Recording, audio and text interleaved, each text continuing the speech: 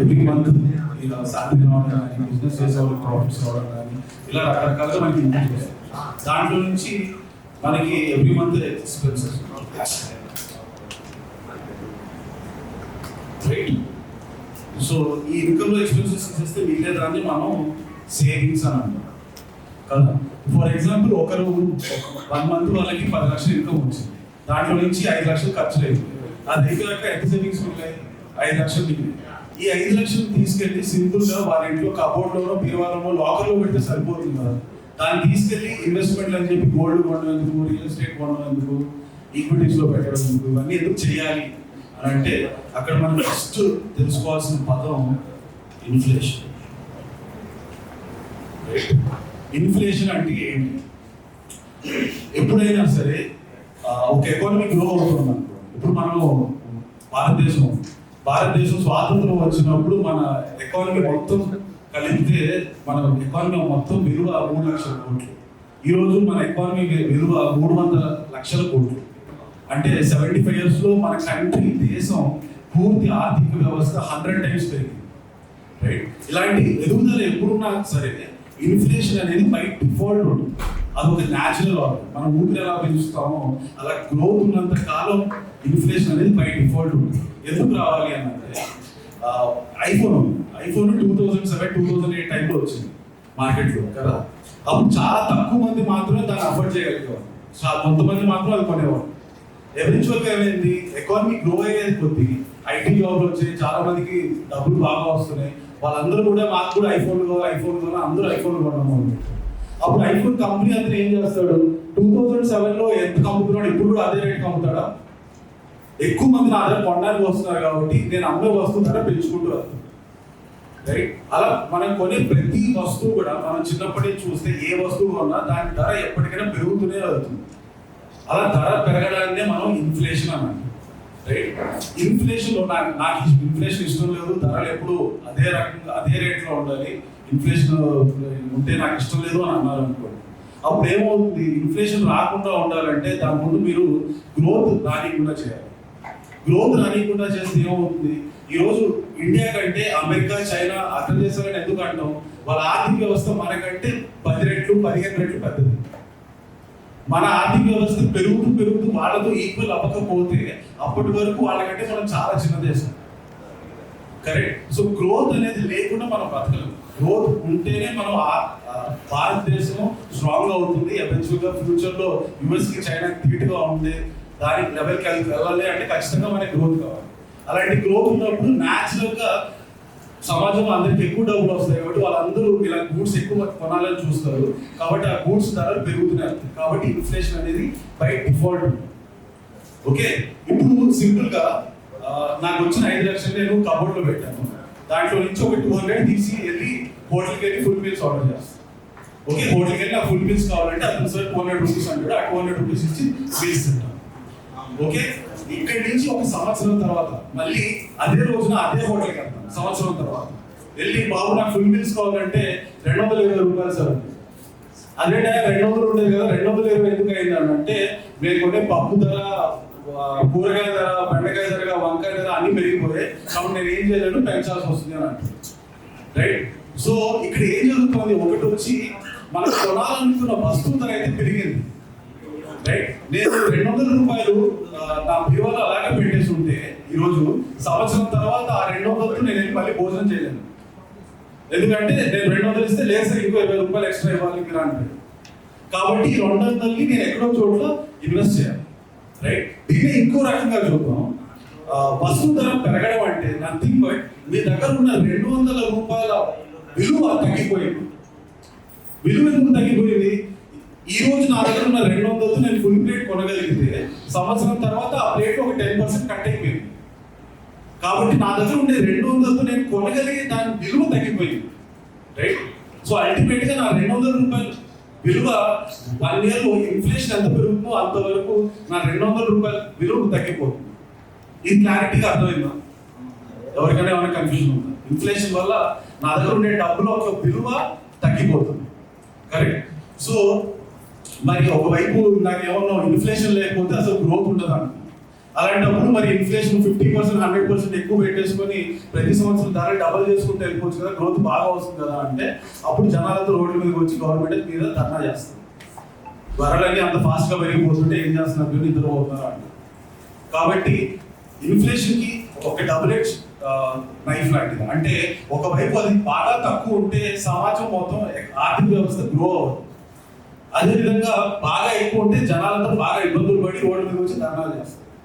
అందుకని చెప్పి మన మోదీ గారు ఆర్బీఐకి క్లియర్ కట్ మ్యాండేట్ ఇచ్చారు. ఏంటి, ఏమైనా చేసుకోండి కానీ ఇన్ఫ్లేషన్ మాత్రం 2% నుంచి 6% మధ్యలో ఉండాలి ప్రతి సంవత్సరం. రైట్, అటు 6% దాటి వెళ్ళకూడదు, ఇటు 2% తగ్గి రాకూడదు. ఎందుకు 2% కంటే తక్కువ వస్తే ఏమవుతుంది, ఇందాక చెప్పాను కదా, గ్రోత్ స్లో అయిపోతుంది. మన గ్రోత్ స్లో అయిపోతే మనం ఎప్పటికీ అమెరికాని చైనాని మ్యాచ్ కాదు. వాళ్ళు ఇంకా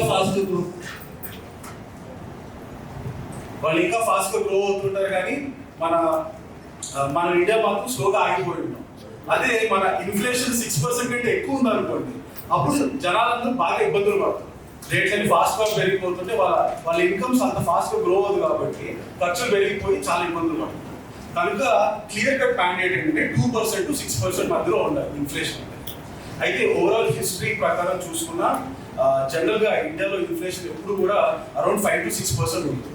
సో మన క్యాలిక్యులేషన్ కోసం సింపుల్ గా ఇన్ఫ్లేషన్ ని 6% గా అర్థం చేస్తాం. ఓకే, సో ఈ రోజు మీరు బీరోలో పెట్టిన 200 సంవత్సరం తర్వాత మినిమం 6% పెరగకపోతే దాని వాల్యూ 6% ఎంత, 200 మీద 12 రూపాయలు, అది 212 అవ్వకపోతే ఈ రోజు మీకున్న 200 వాల్యూ ఏదైతే ఉందో ఆ వాల్యూ మీరు బీట్ కాలేదు సంవత్సరం తర్వాత. ఈ పాయింట్ అర్థం కదా, ఇన్ఫ్లేషన్ పెరగడం వల్ల మీ దగ్గర ఉండే డబ్బుల యొక్క వాల్యూ తగ్గిపోతుంది. దాంట్లో మీరు ఏమేమి కొనుక్కోగలుగుతారో అవి తగ్గిపోతాయి.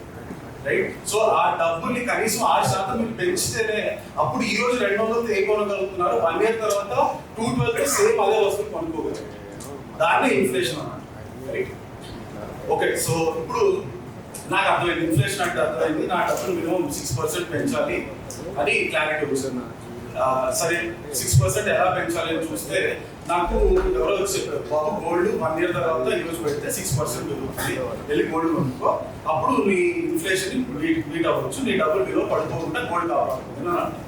సో నేను ఏం చేస్తానంటే వెళ్ళి 200 రూపీస్కి గోల్డ్ కొనుక్కో, 1 year తర్వాత వెళ్తే గోల్డ్ 6% పెరుగుతుంది. రైట్, సో నేను ఆ గోల్డ్ అమ్మేస్తే నాకు 212 రూపీస్ అని వస్తుంది. నేను చాలా హ్యాపీ ఫీల్ అవుతాను.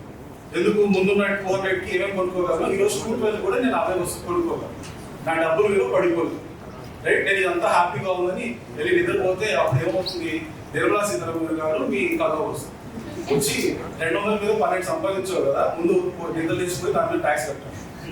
రైట్, సో అప్పుడు ఏమవుతుంది, ఆ వచ్చిన 12 రూపీస్ మీద ఎక్స్ట్రా 12 రూపీస్ మీద మీకు 30% ట్యాక్స్ బ్రాకెట్లో ఉంటే దాని మీద మీకు ఆల్మోస్ట్ 3.5-4 రూపీస్ ట్యాక్స్ కట్టాలి. ఎఫెక్టివ్ గా మీకు ఎంత వచ్చింది, ఇప్పుడు 12 రూపాయలు యాక్చువల్గా సంపాదించారు, 4 రూపాయలు ట్యాక్స్ పోతే 8 రూపాయలు వచ్చింది. రైట్, కానీ మీరు సిన్సియర్ గా హానెస్ట్ గా 4 రూపీస్ ట్యాక్స్ పెట్టారు కదా అని చెప్పి మీకోసం ఇన్ఫ్లేషన్ తగ్గిపోతుంది. ఇన్ఫ్లేషన్ ఇంకా 6%, కానీ మీరు ట్యాక్స్ పోయిన తర్వాత మీ దగ్గర మిగిలింది 8 రూపీస్ మాత్రం. రైట్, 12 రూపీస్ 4 రూపీస్ వెళ్ళిపోతే 8 రూపీస్ మిగిలింది, అంటే నాకు ఇప్పుడు అరౌండ్ 4%. ఈ పాయింట్ అర్థమైంది కదా. సో ఇన్ఫ్లేషన్ 6% తర్వాత మీరు మీ దగ్గర ఈరోజు ఉన్న 200ని దానిలో ఒక 6% పెంచాలనుకుంటే 212, దాని మీద మళ్ళీ ట్యాక్స్ కట్టాల్సి వస్తుంది. కాబట్టి ట్యాక్స్ పోయాక ఒక 208 అవుతుంది, ఇంకా మీకు 4 రూపీస్ ఇంకా వస్తుంది. ఎందుకంటే ఇన్ఫ్లేషన్ వల్ల మీరు 212 కంపల్సరీగా పోస్ట్ ట్యాక్స్ సంపాదించారు. కరెక్ట్, అంటే దీన్ని సింపుల్ గా అర్థం చేసుకోవాలంటే ఈరోజు మీ దగ్గర 200 ఉందనుకో, దాంట్లో ఒక సంవత్సరం తర్వాత 10% పెంచాలని అనుకుంటుంది.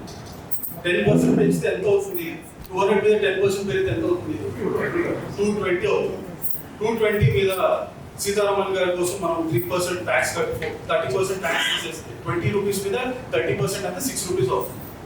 రైట్, సో -6 రూపీస్ వేసుకుంటే నెట్ గా ఎంత ఉంటుంది మనకి, 220లో 6 రూపీస్ అంటే అరౌండ్ 214 రూపీస్. మనకి ఇనిషియల్ గా కావాల్సింది కూడా 200-212 వెళ్ళడం, రౌండ్ అబౌట్ 212-214 సేమ్ అనుకున్నాం. సో అల్టిమేట్ గా నేను నా డబ్బుల్ని ఒక సంవత్సరం అట్లీస్ట్ 10% పెంచకపోతే 10% పెంచకపోతే నేను ఎప్పుడు నష్టపోతూనే ఉంటాను. ఈ రోజు మీ దగ్గర ఉండే ఆస్తి బేసికల్ గా వాట్ ఎవర్ ఆస్తి మీ దగ్గర ఉన్నది ఒక సంవత్సరంలో అది 10% పెరగకపోతే మీరు ఖచ్చితంగా మీ ఆస్తిని తగ్గించుకున్నట్టు, మీ ఆస్తిని కొంత కోల్పోయినట్టు. ఈ 10% నాకు క్లియర్ గా అర్థమైంది కదా. సో ఇప్పుడు నేను ఈ 10% సంపాదించడానికి నా దగ్గర ఉండే అవైలబుల్ ఆప్షన్స్ ఏంటి? ఫస్ట్ అన్నిటికంటే స్టార్టింగ్ మనకి సింపుల్ గా బ్యాంక్ అకౌంట్ ఓపెన్ చేసి దాంట్లో సేవింగ్స్ అకౌంట్ అంటాం, దాంట్లో డబ్బులు వేసేస్తాం. రైట్, సేవింగ్స్ అకౌంట్ డబ్బులు వేస్తే 3 to 4% వస్తుంది. మీరు సంపాదించాల్సింది మినిమం 10% మీ డబ్బులు. 3 to 4% వస్తే మీరు already 6 to 7% shortage. Right, second bank FD. Bank ఎఫ్డీలు ఎంత అంటారు? 6% to 7% అంటారు. 6% to 7% ప్రీ ట్యాక్స్. దాని మీద ట్యాక్స్ పోయాక మీకు మిగిలేదు 4% ఉంది. మీరు సంపాదించాల్సింది 10%. స్టిల్ ఇంకా సంపాదించాలి. రైట్, ఆ తర్వాత నెక్స్ట్ మీకు ఉండేది ఏంటి? గోల్డ్. గోల్డ్ లాస్ట్ 2 years పక్కన పెడితే త్రూఅవుట్ వరల్డ్ హిస్టారికల్ గా గోల్డ్ ఎప్పుడైనా సరే on a long term basis 9 to 10% right. So gold ఎలా చూస్తారంటే అందరూ కూడా ఇన్ఫ్లేషన్ హెడ్జ్ గా పిలుస్తారు. ఎందుకంటే గోల్డ్ ప్రపంచంలో ఎక్కడైనా సరే మీ డబ్బుల విలువ పడిపోతున్నా ఆ డబ్బుల విలువని కాపాడగలిగే ఒక డెఫినెట్ బేసిక్ ఇన్స్ట్రుమెంట్ ఏదన్నా ఉందంటే అది గోల్డ్ మాత్రం. ఎనీ టైం మీకున్న డబ్బుని గోల్డ్ లో పెట్టేస్తే అట్లీస్ట్ ఈ రోజు మీ డబ్బులకు ఉన్న విలువ అది యాజ్ ఇట్ ఈస్ మెయింటైన్ అవుతుంది, పడిపోతుంది. సో గోల్డ్ ని ఆ రకంగా ఖచ్చితంగా అందరూ చూస్తారు. అయితే లాస్ట్ 2 years మీరు చూస్తే గోల్డ్ ప్రైసెస్ డబుల్ అయ్యాయి. ఇది ఓవర్ హిస్టరీలో ఒక 10 years 20 years లో వన్స్ ఆర్ ట్వైస్ ఇలాంటి ఈవెంట్స్ లాస్ట్ 2 years ఎందుకు పెరిగిందంటే దానికి కారణం ప్రపంచంలో ఉన్న సెంట్రల్ బ్యాంక్స్ అని వాళ్ళ దగ్గర ఉండే డాలర్స్ అన్ని తీసేసి దాన్ని గోల్డ్ లో కన్వర్ట్ చేయాలని చూస్తుంది. దానికి రీజన్స్ చాలా ఉన్నాయి. ఒకటి వచ్చి రష్యా ఉక్రెయిన్ వారప్పుడు అమెరికా డాలర్స్ అన్నిటికీ ఫీజ్ చేసి రష్యా దగ్గర ఉండాలంటే అప్పుడు సెంట్రల్ బ్యాంక్స్ ప్రపంచంలో అందరూ భయపడిపోయి మా డబ్బులు కూడా రేపు వచ్చి సడన్ గా ట్రంప్ నచ్చకపోతే మా వచ్చి మీ దగ్గర ఉండే డాలర్స్ చల్లవు అన్నాడంటే ఏం చేయాలని చెప్పి భయంతో ఉన్న సెంట్రల్ బ్యాంక్స్ అందరూ వాళ్ళ డాలర్స్ ని గోల్డ్ లో కన్వర్ట్ చేసేసుకున్నారు. సో ఆ సెంట్రల్ బ్యాంక్స్ కొన్ని లక్షల కోట్లు డబ్బులు, అంత లక్షల కోట్లతో గోల్డ్ కొన్నప్పుడు దాని గోల్డ్ డిమాండ్ బాగా పెరిగిపోతుంది కాబట్టి గోల్డ్ ప్రైసెస్ బాగా పెరిగిపోతుంది లాస్ట్ ఇయర్స్. కానీ వాళ్ళు ఎప్పుడు ఇలా కొంటూ ఉండరు, అదొక స్టేజ్ వచ్చాక ఆగిపోతుంది. సో అప్పుడు వచ్చాక గోల్డ్ ప్రైసెస్ మోస్ట్లీ స్టెబిలైజ్ అయింది. రైట్, సో గోల్డ్ ఒకటి ఇన్ఫ్లేషన్ హెడ్జ్ వరకు బాగానే ఉంది. బట్ ఇన్ఫ్లేషన్ హెడ్జ్ ఒకటి సరిపోదు, నాకు ఇంకా గ్రోత్ కూడా కావాలి. నెక్స్ట్ ఏం చూస్తాం మనం? రియల్ ఎస్టేట్ చూస్తాం. రియల్ ఎస్టేట్ లో హైదరాబాద్ లో మన తెలిసిన వాళ్ళు చాలా మంది లాస్ట్ 20 years లో రియల్ ఎస్టేట్ లో బాగా సంపాదించారు. బట్ వాళ్ళందరూ సంపాదించింది ఎలా సంపాదించారు? వాళ్ళు ఆ ల్యాండ్ కొనాలంటే వాళ్ళు ఎప్పుడు ఒక 20 ఏళ్ళ ముందు ఊరు అవుతారా ఎవరికి తెలియని ప్రదేశాల్లో పోయి ల్యాండ్ అని కొన్నారు. అక్కడికి సిటీ ఎక్స్పాండ్ అవుతూ వెళ్ళింది కాబట్టి అప్పుడు ఆ ల్యాండ్స్ విలువ వచ్చింది. రైట్, ఈ రోజు మీరు వచ్చి సిటీ లోపల ఎక్కడో ల్యాండ్ తీసుకుంటే దీని రేట్ కూడా ఊరు అవుతున్న ల్యాండ్ లాగా 10 రెట్లు 15 రెట్లు పెరుగుతున్నారు అనుకుంటే మాత్రం చాలా రాంగ్ థింకింగ్. రైట్, ఇప్పుడు మీరు రియల్ ఎస్టేట్ ఇన్వెస్ట్ చేయాలంటే మీరేం చేయాలి? ఇప్పుడు సిటీ బయటకు వెళ్ళిపోయి పక్క డిస్ట్రిక్ట్స్ లోకి వెళ్ళిపోయి అక్కడ ల్యాండ్స్ కొనుక్కుంటే ఒక 20 years తర్వాత మేబీ హైదరాబాద్ సిటీ అక్కడ ఎక్స్పాండ్ అయితే అప్పుడు ఆ రేట్లు పెరిగి అది ఒక 10 times 20 times పెరుగుతాయని చెప్పి అనుకుంటున్నాం. బట్ పరిస్థితులు ఎలా ఉన్నాయి? ఇప్పుడు ఆర్టిఫిషియల్ ఇంటెలిజెన్స్ వచ్చాక ఫస్ట్ ఆఫ్ ఆల్ సగం ఉన్న ఐటీ ఉద్యోగాలు అనుకోండి. మన దగ్గర హైదరాబాద్ లో ఐటీ రియల్ ఎస్టేట్ భూమి వచ్చింది కూడా one of the biggest reasons IT employees వల్ల. ఆర్టిఫిషియల్ ఇంటెలిజెన్స్ వచ్చాక సగం ఐటీ జాబ్ దానికి వెళ్తుంది. మిగతా వాళ్ళు వర్క్ ఫ్రమ్ హోమ్ చేసుకోమన్నారంటే అసలు హైదరాబాద్ ఎవరు ఉంటారని పెద్ద క్వశ్చన్. ఐఎమ్ నాట్ సేయింగ్ ఏదో నాశనం అయిపోతుంది అదేదో అయిపోతుంది, స్టెబిలైజ్ అయిపోతుంది. ఇంతకుముందు పాత కాలంలో మీరు చూసినంత ర్యాపిడ్ రిటర్న్స్ రియల్ ఎస్టేట్ లో రాబోయే కాలంలో రావడానికి స్కోప్ తక్కువ, ఎస్పెషల్లీ ఏఏలో. ఫైనల్ గా మనకి మిగిలింది ఏంటి? ఈక్విటీస్ అంటే స్టాక్ మార్కెట్ లోకి ఇప్పుడు నెక్స్ట్ 1.5 hours ఎక్స్ప్లెయిన్ చేస్తాను. స్టాక్ మార్కెట్ రిటర్న్స్ ఎలా ఇస్తాయని చూస్తే వన్స్ అగైన్ నేను రియల్ ఎస్టేట్ మీరు ఒక 8 to 10% డెఫినెట్ రిటర్న్ తెచ్చుకోవడానికి స్కోప్ ఏంటంటే మీరు వెళ్ళి బ్యాంక్ లో లోన్ తీసుకొని ఒక ఇల్లు కొనుక్కొని ఆ ఇల్లు రెంట్కి ఇచ్చేసి ఆ రెంట్తో ఈఎంఐలు కట్టడం లాంటివి చేశాను. ఆ ప్రాసెస్ మొత్తం చేస్తే మీకు ఎఫెక్టివ్ గా దాంట్లో ఒక 8 to 10% రిటర్న్ వస్తుంది, ఆల్మోస్ట్ ఇన్ఫ్లేషన్ తో మ్యాచ్ అయ్యారు. Right, so real estate gold similar returns వస్తుంది. ఏది లోన్ తీసుకొని ఇల్లు కొనుక్కొని దాన్ని రెంట్కి ఇచ్చి ఆ రెంట్తో ఈఎంఐ కొనడం. అదర్వైజ్ రియల్ ఎస్టేట్ లో బాగా డబ్బులు సంపాదించాలంటే మీరు వెళ్ళి ఊరు బయట ఎక్కడో ల్యాండ్ కొని ఒక 20 years వెయిట్ చేయాలి అక్కడ ప్రైజెస్ పెరగడానికి. సో ఫైనల్ గా మనకి ఉన్నది ఏంటి? ఈక్విటీస్. ఈక్విటీస్ లో మీకు స్టాక్ మార్కెట్ లో ఏం అర్థం కాకుండా, ఏబిసిడి అర్థం కాకుండా, ఏ స్టాక్ కొనాలి ఏమి అర్థం కాకుండా సింపుల్ గా వెళ్ళి నిఫ్టీ లేదా సెన్సెక్స్ దీనికి రిలేటెడ్ ఈటీఎఫ్ అని అంటారు. ఈటీఎఫ్ అంటే ఏముండదు, అది ఒక స్టాక్ లాగా మనకి స్టాక్ మార్కెట్ అలా ఎత్తు కనిపిస్తుంది. కాకపోతే మన అది దాని ప్రైస్ నిఫ్టీ కనెక్ట్ అంటే నిఫ్టీ పెరిగితే అది పెరుగుతుంది, నిఫ్టీ తగ్గితే అది తగ్గుతుంది. Simple mirroring. అసలు నిఫ్టీ ఏంటంటే మార్కెట్ లో ఉండే top 30 stocks, Sensex top 50 stocks. Sensex అంటే top 30 stocks, right? So market లో ఉండే ఈ టాప్ స్టాక్స్ ని కలిపి నిఫ్టీ అంటారు, సెన్సెక్స్ అంటారు. మీకు ఏ స్టాక్ అర్థం చేసుకోకపోయినా, ఏ బేసిక్ అర్థం కాకపోయినా సింపుల్ గా అయితే నిఫ్టీ కానీ సెన్సెక్స్ కానీ కొంటే లాస్ట్ 30 years లో ఎవ్రీ ఇయర్ 12% రిటర్న్స్ వచ్చాయి on an annual basis, CAGR basis, right? So ఇందాక మనం చూసిన వాటిలో సేవింగ్స్ అకౌంట్ లో 3 to 4%, ఫిక్స్డ్ డిపాజిట్ లో 6 to 7%, గోల్డ్ రియల్ ఎస్టేట్ లో అరౌండ్ 10%.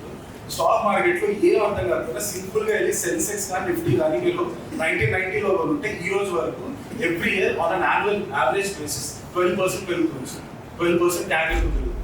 సో ఉన్న యాసెట్ క్లాసెస్ అన్నిట్లో కూడా మీ ఇన్ఫ్లేషన్ ప్లస్ ట్యాక్స్ బీట్ చేయగలిగిన ఓన్లీ యాసెట్ క్లాస్ ఏదంటే రియల్ ఎస్టేట్ లో మన వాళ్ళు బాగా సంపాదించారు, కానీ అది స్పెసిఫిక్ కేసు మన దగ్గర.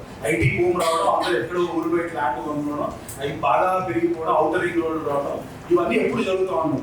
అవుటర్ రింగ్ రోడ్ ప్రతి నెలకు ఒకసారి అవుటర్ రింగ్ రోడ్ వేయరు కదా, ఎప్పుడో 20 ఒక రింగ్ రోడ్ వేస్తుంది. అలాంటివి రేర్ ఇన్స్టెన్సెస్. కానీ ఈక్విటీస్ లో మీకు ఇలాంటి రింగ్ రోడ్లు స్టాక్స్ లో రెగ్యులర్ గా పడుతూనే ఉంటాయి. అది స్టాక్స్ అనలైజ్ చేస్తే అవుతుంది. బట్ ఈవెన్ అది కూడా అవుతుంది. నాకు సింపుల్ గా నాకు తెలియాలి అని అంటే ఒక నిఫ్టీ సెన్సెక్స్ కొనుక్కున్నారంటే జస్ట్ దాంట్లో ఇన్వెస్ట్ చేసిన మ్యూచువల్ ఫండ్స్ ఏది అవసరం. సింపుల్ గా బెంచ్ మార్క్ నిఫ్టీ సెన్సెక్స్ లో లాస్ట్ 30 years లో 12% CAGR per annum ఉన్న యాసెట్ క్లాసెస్ అన్నింటిలో హైయెస్ట్ యాసెట్ క్లాస్. ఇప్పుడు మనం నెక్స్ట్ ఫండమెంటల్ అనాలిసిస్ వస్తాము. బేసిక్గా ఈ ఫండమెంటల్ అనాలిసిస్ యొక్క మెయిన్ ఉద్దేశం ఏంటంటే నిఫ్టీ సెన్సెక్స్ లోనే పెడితే నాకు 12% వస్తుంది. అలాంటిది దాన్ని 16%, 20%, 25% కి ఎలా పెంచుకుంటే వెళ్ళాలంటే దాంట్లో మీకు కావాల్సింది కోర్ స్కిల్, స్టాక్ తీసుకోవాలి.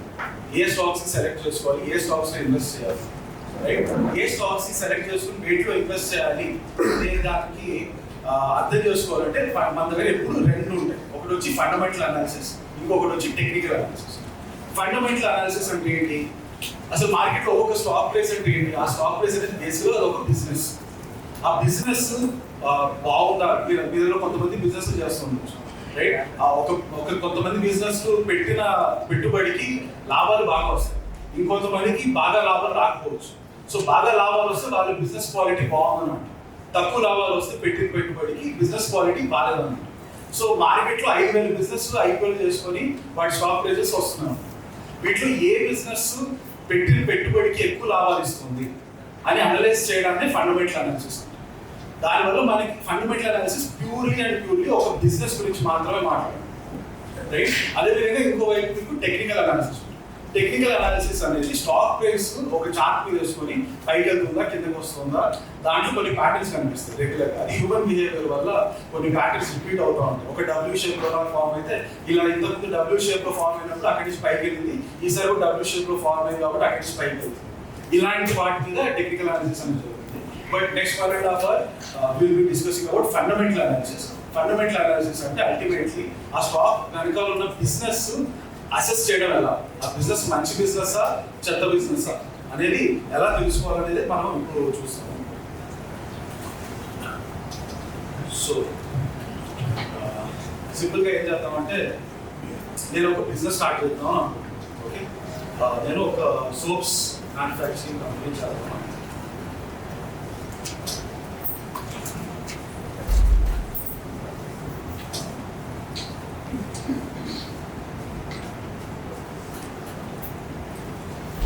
నేను ఒక సోప్ మ్యానుఫ్యాక్చరింగ్ కంపెనీ స్టార్ట్ చేద్దాం.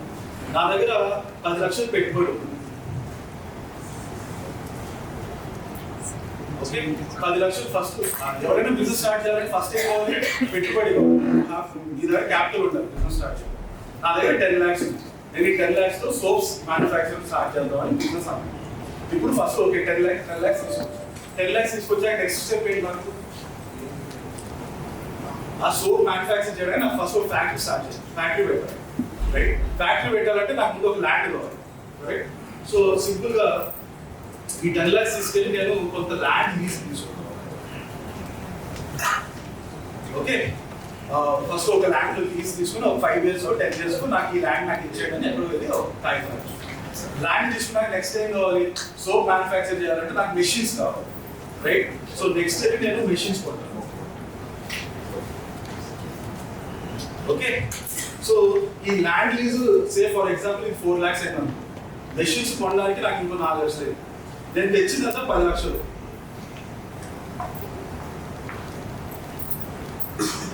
10 లక్షలు 8 లక్షలు ఈ రెండింటికి అయిపోయింది. ఇంకా నా దగ్గర మిగిలిన క్యాష్ అంతా ఒక 2 lakhs మిగిలింది, కరెక్ట్? ఈ 2 lakhs నేను ఏం చేస్తానంటే ల్యాండ్ తీసేసుకున్నాను, దాని మీద మెషిన్స్ పెట్టాను. సోప్ మ్యానుఫ్యాక్చర్ చేయడానికి నాకు కొన్ని రా మెటీరియల్స్ కావాలి, సోప్ పౌడర్ కావాలి, ఒకవేళ శాండల్వుడ్ సోప్ తయారు చేయాలంటే శాండల్వుడ్ ఆయిల్ కావాలి, కర్ణాటకకి వెళ్ళి ఆయిల్ తెచ్చుకోవాలి. సో ఇలాంటి రా మెటీరియల్స్ నేను చాలా కొనాల్సి వస్తుంది. ఆ రా మెటీరియల్స్ నెక్స్ట్ ఈ మొత్తం ల్యాండ్ కొన్న తర్వాత మెషిన్స్ కొన్న తర్వాత నేను వెళ్ళి రా మెటీరియల్స్ కొన్నాను. ఇవన్నీ తెలుసుకున్నాక నెక్స్ట్ నాకు ఏం కావాలి? ఈ రా మెటీరియల్స్ మెషిన్ లో వేసి సోపును బయట తీసుకొచ్చి ప్యాకేజింగ్ చేయడానికి మనుషులు కావాలి. మనుషులు నార్మల్గా ఎకానమీలో లేబర్ అని అంటారు, డెరిగేటెడ్ కాదు, హ్యూమన్ క్యాపిటల్ ఎవరైనా సరే ఎకానమీలో లేబర్ అన్నమాట. సో ఈ రా మెటీరియల్స్ కొనడానికి నా దగ్గర 2 lakhs క్యాష్ మిగిలింది కదా, 2 lakhs రా మెటీరియల్స్ కొనడానికి 1 లక్ష, మన లేబర్కి శాలరీ ఇవ్వడానికి 1 లక్ష ఖర్చు. సో ఇక్కడ నుంచి నేను సోప్స్ అని తయారు చేసి మార్కెట్లో అమ్మాలి. మార్కెట్లో అమ్మితే నాకు సే ఫర్ ఎగ్జాంపుల్ ఒక 6 lakhs రెవెన్యూ వచ్చింది. అంటే రెవెన్యూ అంటే అర్థం ఏంటి? నా సోర్స్ నేను మార్కెట్లో అమ్మితే మార్కెట్ నాకు ఎంత డబ్బులు ఇస్తుంది, రైట్? రెవెన్యూ అంటే మీ లాభం కాదు, లేదే కాదు, మీరు ఫైనల్గా సోపులు తయారు చేస్తారు, అది మార్కెట్లో అమ్మింది. మార్కెట్లో అమ్మినప్పుడు మార్కెట్లో మీకు ఎంత డబ్బులు వచ్చాయి అంతే, సింపుల్గా. దాన్ని సేల్స్ అని అంటాం లేదా రెవెన్యూ అని అంటాం. ఈ రెవెన్యూ నాకు వచ్చింది ఒక 6 lakhs అనుకుంది. ఓకే, ఇప్పుడు ఈ 6 lakhs నాకు రా మెటీరియల్స్ 1 లక్ష, లేబర్ 1 లక్ష, 2 లక్షలు ఖర్చు చేయాలి, కరెక్ట్? ఈ 2 లక్షలు తీస్తే నాకు వచ్చేదాన్ని 4 లక్షలు, అవునా? రా మెటీరియల్స్ లేబర్ ప్రతి నెల నేను కొత్త రా మెటీరియల్ కొనాలి, కొత్త లేబర్ ప్రతి నెల శాలరీస్ ఇవ్వాలా, రైట్? వాళ్ళకి ఒక్కసారి నేను 10 ఏళ్ళకి సరిపడే రా మెటీరియల్ తెచ్చేసి పెట్టుకోను కదా, ఎందుకంటే ఇదే రా మెటీరియల్ పాడైపోతుంది, లేకపోతే ఫ్యూచర్లో అసలు ఏమవుతుందో తెలియదు. మేబీ నేను కొత్త సోపులు తయారు చేయాలనుకుంటే ఈ రా మెటీరియల్ అంతా నాకు పని కాకుండా. సో రా మెటీరియల్ లేబర్ అనేది ఎప్పుడైనా సరే కంపెనీస్ అవసరానికి సరిపడే తెచ్చుకుంటాం, రైట్? అది రెగ్యులర్గా ఎవ్రీ మంత్ ఎక్స్పెండిచర్ ఉంటుంది. కానీ ల్యాండ్ లీజింగ్ మెషిన్స్ ఉన్నాయి. మెషిన్స్ నేను ప్రతి నెల కొంటానా? మెషిన్ ఒకసారి కొంటే ఆ మెషిన్ నాకు 10 ఏళ్ళు పనికి వస్తుంది. ల్యాండ్ ఒకసారి లీజ్ తీసుకుంటే మీకు ఒక 10 years కలిపి ల్యాండ్ లీజ్ తీసుకుంటాం. సో అది లాంగ్ టర్మ్లో ఉంటుంది. రెగ్యులర్గా అయితే ఎక్స్పెన్సెస్ ఏమున్నాయి? నాకు రా మెటీరియల్స్ ఉంది, లేబర్. నాకు వచ్చిన సేల్స్ రెవెన్యూ అంతా 6 lakhs వచ్చింది. దాంట్లో రా మెటీరియల్ 1 లక్ష, లేబర్ 1 లక్ష, ఈ రెండింటిని కలిపి మనం ఏమంటున్నాం? కాస్ట్ అన్నాం, రైట్? మార్కెట్లో నేను అమ్మింది సేల్స్, సింపుల్గా పోయి సోప్స్ అమ్మడానికి సేల్స్ మార్కెట్లో నాకు వచ్చిన డబ్బులు సేల్స్ అన్నాను. ఆ సోప్ని తయారు చేయడానికి నాకు అయిన ఖర్చులో రా మెటీరియల్స్, లేబర్ కలిపి నేను కాస్ట్ అన్నాను. ఈ సేల్స్లో నీకు కాస్ట్ తీసేస్తే నాకు వచ్చిన 4 lakhsని ఫైనల్గా మనం ప్రాఫిట్ అన్నాం, కరెక్ట్? ఇప్పుడు నేను బిజినెస్ స్టార్టింగ్లో పెట్టుబడి అంతా 10 లక్షలు, నాకు ఫైనల్గా వచ్చిన ప్రాఫిట్ అయితే ఒక సంవత్సరం మొత్తం బిజినెస్ చేసిన తర్వాత 4 లక్షలు. సో ఇది ఒక మంచి బిజినెస్, బ్యాడ్ బిజినెస్? ఏ రకంగా చెప్తున్నా? గుడ్ బిజినెస్ అంటే ఎందుకు గుడ్ బిజినెస్ అంటే?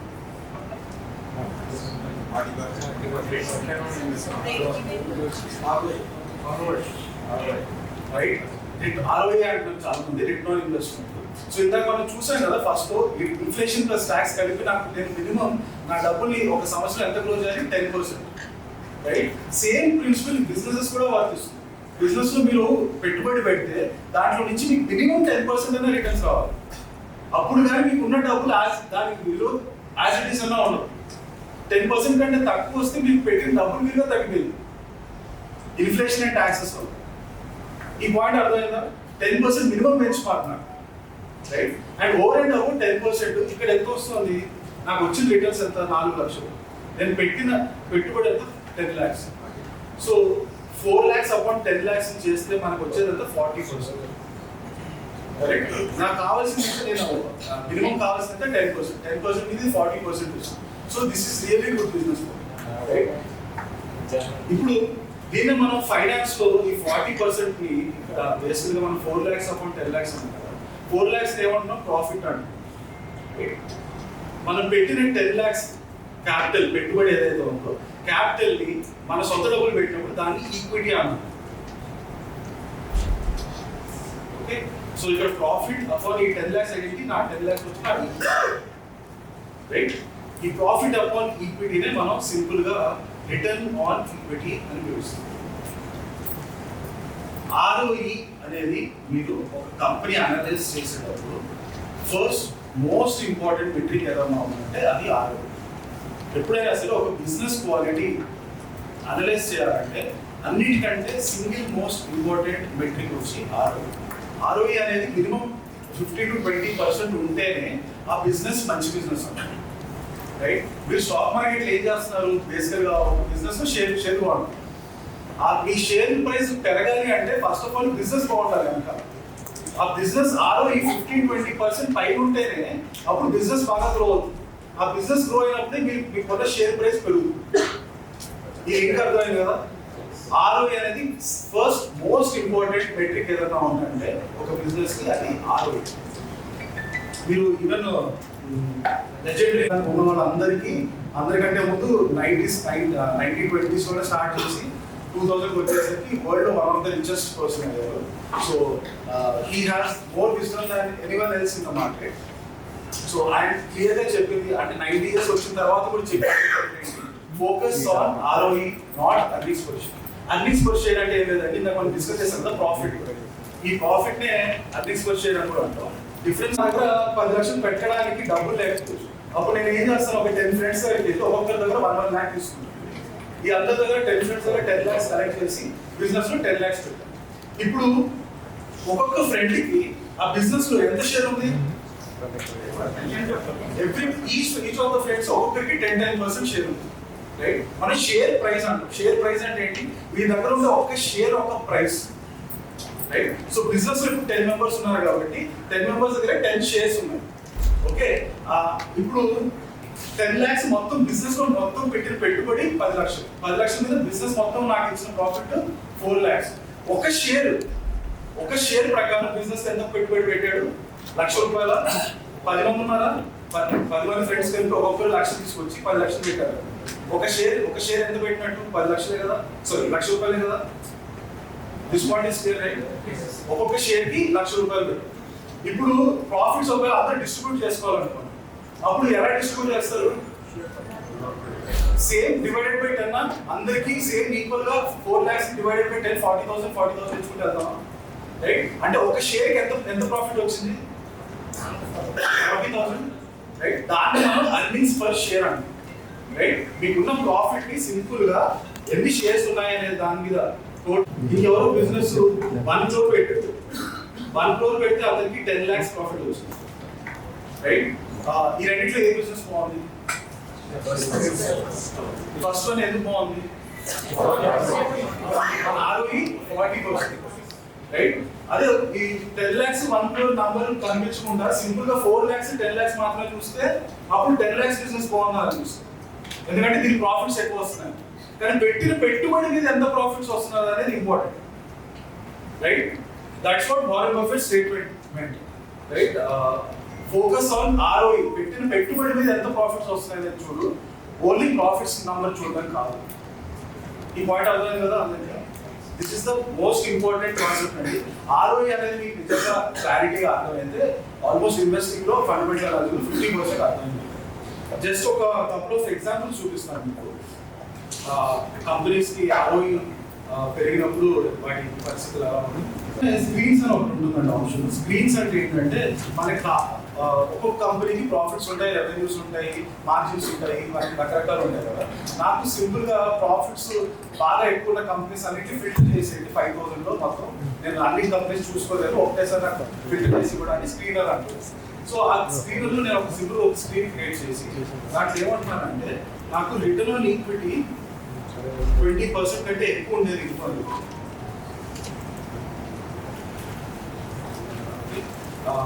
కొన్ని చిన్న చిన్న కంపెనీస్ ని తీసేయడానికి కోసం మార్కెట్ క్యాప్ వస్తుంది. మార్కెట్ క్యాప్ అంటే మార్కెట్ క్యాప్ బేసిక్గా మీరు ఇక్కడ గుర్తుపెట్టుకొని రిటర్న్ ఆన్ ఈక్విటీ నాకు 20 కంటే ఎక్కువ ఉండేది అనేది నాకు మోస్ట్ ఇంపార్టెంట్. ఇప్పుడు చూడండి, సనోఫీ కన్స్యూమర్ రీసెంట్ గా రిజిస్టర్ 1 year ఉంది. సో సనోఫీ లైక్ చూస్తున్నాం. టిప్స్ మ్యూజిక్ సెకండ్ ఈ టిప్స్ మ్యూజిక్ ఇక్కడ ROCM ఉంది కదా. If you have laptops in this following, you can go to screener.in, screener.in, so that you can actually follow with Harsha. I repeat, screener.in. Fundamental analysis కి best tool వచ్చి screener. Screener లో business related data మొత్తం ఉంటుంది. మీకు ultimate గా కావాల్సింది రెండే, ఒకటి ఫండమెంటల్ అనాలిసిస్, ఇంకోటి technical analysis. Fundamental analysis screener website, technical analysis కి ట్రేడింగ్ పేపర్స్. నేను టిప్స్ మ్యూజిక్ స్టాక్ ప్రైస్ చూస్తున్నాను ఫస్ట్ ట్రేడింగ్. ఇప్పుడు మీరు చూసారంటే ఈ స్టాక్ ప్రైస్ చూడండి ఒకసారి, కనిపిస్తుంది అందరికి. ఇది ఈ ఒక లైన్ ఇస్తాను. ఈ లైన్ కి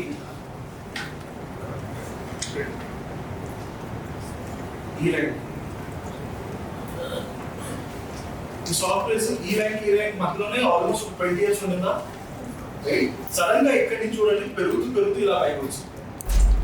ఇది ఏ టైంలో అయితే అరౌండ్ 2020 టైంలో కింద ఇయర్స్ కనిపిస్తున్నాయి. 2019, 2020 మధ్యలో 2020 దగ్గర స్టాక్ ప్రైస్ పెరుగుతూ పైకి వచ్చేసి రైట్. ఇది గుర్తుపెట్టుకోండి. ఇప్పుడు నేను స్క్రీనర్ మీద సింపుల్ గా కంపెనీ ఒక ROE చూస్తాను. ఇక్కడ ROCE అని రాస్తుంది. ROCE కి ROE కి తేడా ఏంటో చెప్తాను. రెండు ఆల్మోస్ట్ సిమిలర్ టైప్స్. సో ఇక్కడ మీరు చూసారంటే ఈ కంపెనీ 2014 లో ఎంత ఉంటుందని -2% కనిపిస్తుంది ఇక్కడ.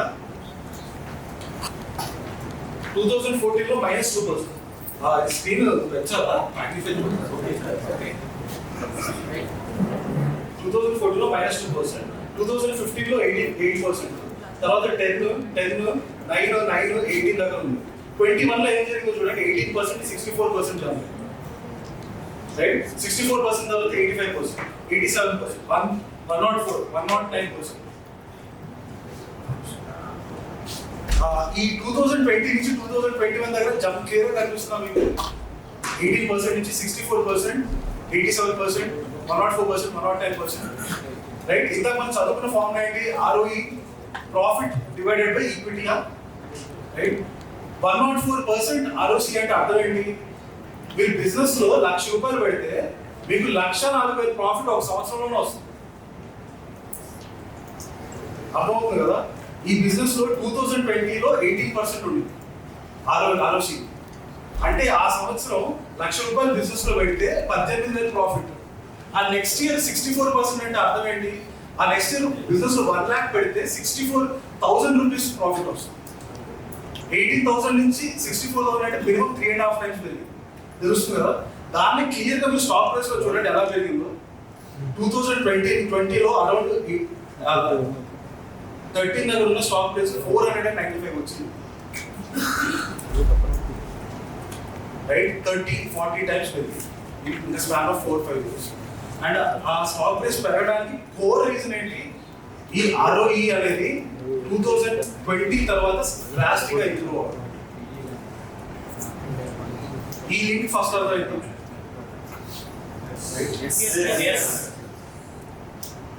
సో సిమిలర్ గా నేను ఇంకో ఇక్కడ చూడండి, నెస్లే ఇండియా ఉంది. రైట్. నెస్లే మా అందరికి బాగా తెలుసు.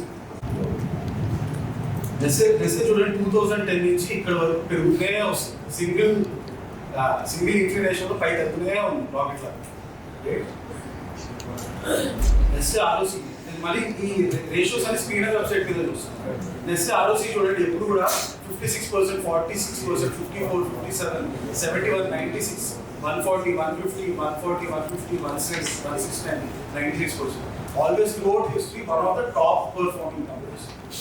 Right? Extraordinary ROCE ఎప్పుడు ఉంటుంది.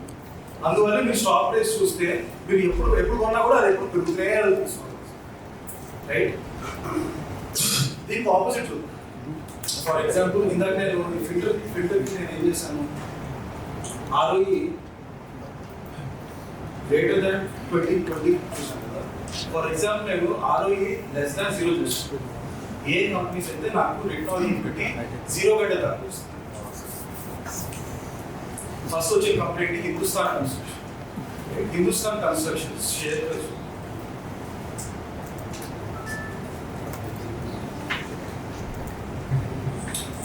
ఇది చూడండి మీరు 2005లో ఇది 2005లో షేర్ ప్రైస్ 25 రూపీస్. ఈ రోజు ఎంత షేర్ ప్రైస్ 25 రూపీస్. 20 years లో షేర్ ప్రైస్ పైకి కింద ఫైనల్ గా ఉండేది 25 లెవెల్. ఎందుకు? దానికి కారణం కంపెనీ ROE ఆల్మోస్ట్ 0 లెవెల్.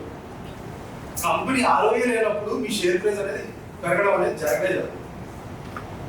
ఇందాక 2 కేసెస్ గుర్తున్నాయి కదా, నెస్లే అండ్ టిప్స్ మ్యూజిక్ చూసాం. ఎక్స్ట్రాడినరీ ROE ఉంటే స్టాక్ ప్రైస్ రాకెట్ లాగా పైకి వెళ్తుంది. ఆ కంపెనీకి ROE రిటర్న్ ఆన్ ఈక్విటీ అనేది లేకపోతే మీకు ఇలాగే ఉంది, పైకి కిందకి ఎక్కడ కొన్నారో 24 స్టాక్ ప్రైస్ అక్కడ. ఇంపార్టెన్స్ ఆఫ్ ROE అంటే ROE is the most important quality metric for any company. Arvind fashions next company ఉంది కదా, అరవింద్ ఫ్యాషన్ కూడా ఒకసారి చూడండి.